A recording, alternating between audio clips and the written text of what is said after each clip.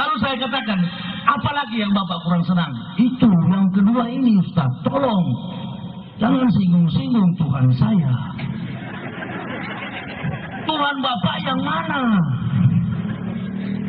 Tuhan saya, masa Pak Ustaz nggak tahu? Itu orang ini kawan Nuha Ustaz. Iya betul, nah, aturannya nak bersaudara, Bapak belum sunat, kita bilang begitu. Bapak tidak mandi junub, saya mandi junub. Tidak bersaudara orang, so jauh orang, langit dan bumi orang dua sekarang. Baru beda orang dua, Bapak polisi, saya ulama. Jadi begini Ustaz, kita punya Tuhan itu Ustaz jangan singgung-singgung, mana Bapak Tuhan? Yang jelas dong bicara, itu Tuhannya Pak Ustaz juga, dulu. Tuhan siapa? Ya, Tuhan Yesus. Yesus bukan Tuhan, men.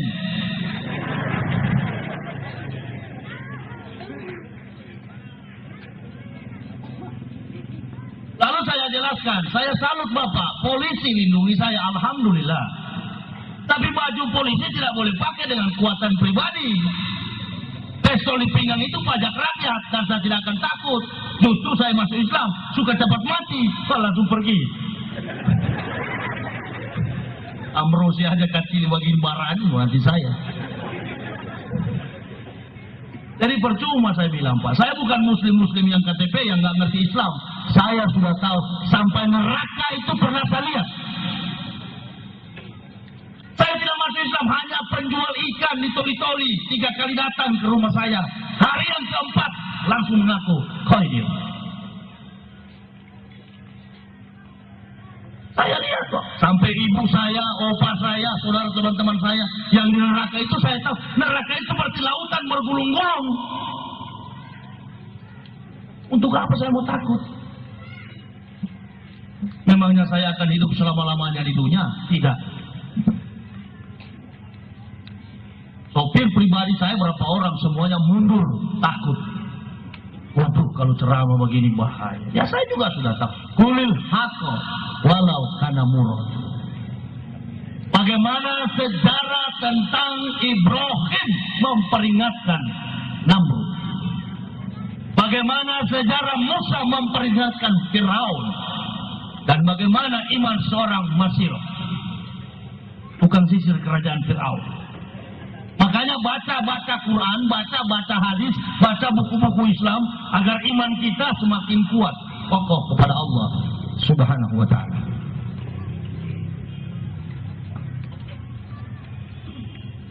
Orang-orang yang tidak pernah mundur dengan dakwah, nggak pernah lari. Yang kedua, saya berdakwah bukan negosiasi harga dulu berapa harganya, enggak. Lillahi ta'ala, demi Allah Subhanahu wa ta'ala. Kalau penceramah itu sudah bicara puluhan juta, negosiasi, event organizer, itu bukan penceramah artis. Saya keliling Indonesia, bahkan keliling dunia, saya nggak pernah pakai minta-minta target. Masjid undang, apalagi uang dari masjid, saya nggak suka, saya nggak mau. Masjid justru kita bantu. Cukuplah saya dulu begitu-begitu. Waktu di Kristen apa yang nggak bisa dilakukan? Semua boleh. Paulus bilang, semua makanan halal. Kaki 2, kaki ampas, kaki meja tinggal saya tidak hantam. Makanya begitu masuk Islam, Masya Allah. Biar tidak ada gaji, biar hidup miskin. Apalagi kalau usai sholat. Ya tidak ada makanan di dapur. Jiwa tenang, peaceful. Tidak ada yang diragukan di dalam hidup. Mau mati, sudah ada tempat. Cuma umat Islam sendiri yang saya lihat, apalagi di Pulau Jawa itu, waduh. Mayoritas Muslim, tapi tidak menjalankan Islam. Akhirnya datang lumpur lapindo, akhirnya datang tsunami, akhirnya datang segala macam. Hati-hati. Kita yang sudah beragama Islam, hati-hati. Islam itu ibarat mengendarai mobil. Salah sedikit kita kendarai jurang, tabrak orang dan lain sebagainya. Begitulah menjalankan Islam. Makanya waktu saya berdebat dengan Profesor Tilaar, beliau katakan, kalau Islam itu benar Pak Yahya, kenapa Islam itu di mana-mana selalu dihadang dengan bencana? Saya katakan pertanyaan yang bagus untuk dijawab. Saya bertanya, Bapak punya anak? Punya. Berapa orang? 3. Kalau anaknya bapak salah, apakah wajib tetangga menegur dan memukul anak bapak? Oh, tidak boleh dong. Begitu juga Allah. Orang Islam itu sangat sensitif, riskan sekali dalam menjalankan nilai-nilai iman dan ketakwaan kepada Allah Subhanahu wa taala. Makanya di Indonesia paling banyak miskin orang Islam. Kenapa? Karena tidak kafah. Apa yang kita mau minta kepada Allah? Minta. Tapi jalankan dulu perintah-perintah Allah. Beres semua itu.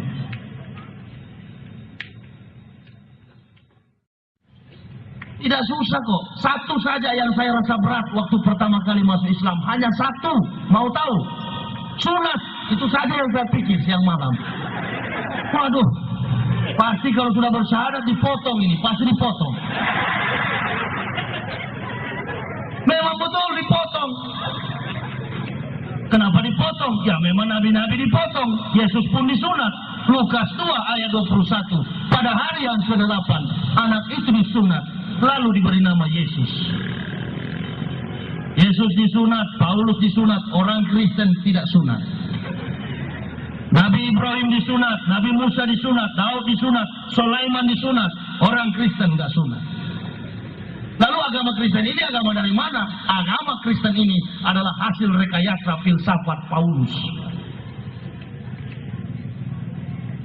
Makanya saya waktu menerbitkan buku saya, Freeport Irian Jaya, karena saya pendeta di Irian 16 tahun, Freeport Irian Jaya, dan saya sempat rektor 8 tahun di UKIP.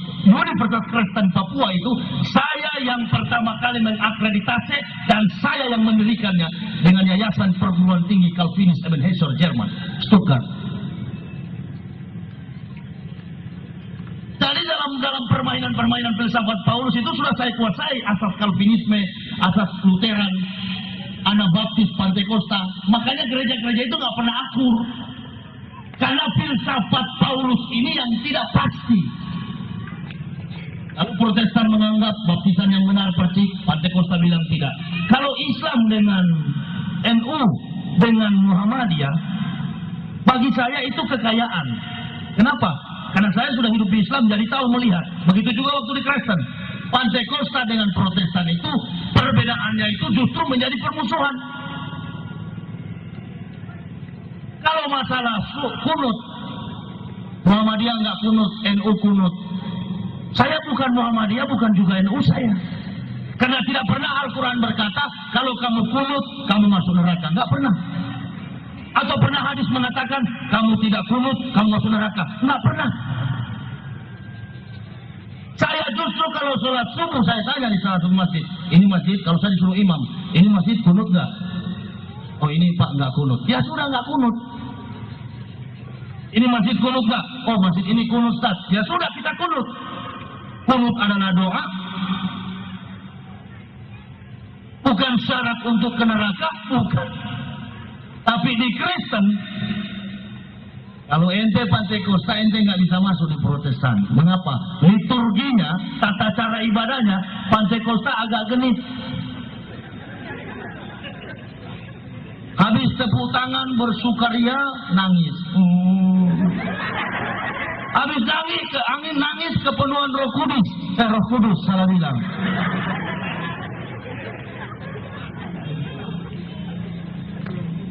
Tidak dari perbedaan eksologi, etika, logika, estetika. Mengukur sebuah kebenaran agama, maka kita harus meletakkan eksologi, etika, logika, estetika.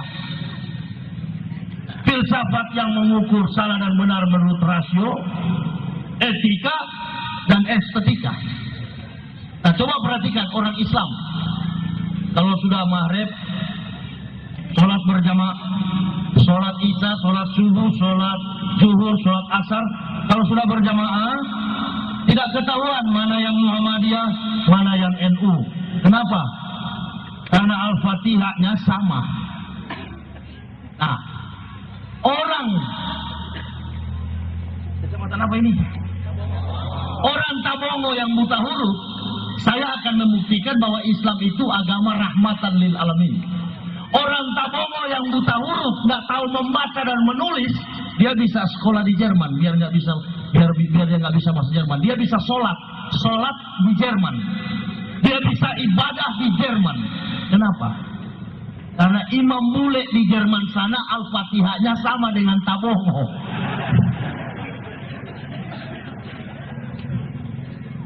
Orang Tabongo yang buta huruf bisa ke London, ke Inggris, dan nggak bisa speak English. Kenapa? Karena imam bule di London sana bisa sama dengan Al-Fatihah yang ada di Tabongo. Nah, inilah Islam hebatnya. Jadi agama Islam itu adalah agama suku, kaum, dan bangsa. Tapi sebaliknya, orang Kristen di Tabongo yang buta huruf tidak bisa ke London kalau dia nggak bisa bahasa Inggris. Karena kebaktian di gereja itu kan duduk, berdiri, duduk, berdiri, stand up, please, berdiri, duduk, berdiri lagi. Nah, kalau dia nggak ngerti bahasa Inggris sudah berdiri, orangnya masih duduk. Wah, ini miscommunication, silang pendapat. Nggak usah ke luar negeri, nggak usah. Coba begini, ada gereja Batak di Indonesia, HKBP. Di Manado ada Gemim, di Sangir ada Gemis, di Talaur ada Germita. Ini bahasa Talaur dengan bahasa Gemis, Sangir, Tahuna itu nggak sama. Saya pernah ibadah di Talaur, waktu saya pulang ke Talaur Suci dari Irian, saya ketemu Ketua Sinode dan saya pimpin baptisan dengan bahasa Talaur.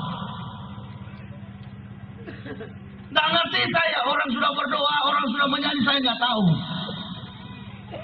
Kenapa gampang begitu? Karena kitab suci Kristen hanyalah buatan tangan manusia, logika manusia, sehingga gampang juga manusia permainkan. Al-Quran, Bapak, Ibu, Saudara-saudara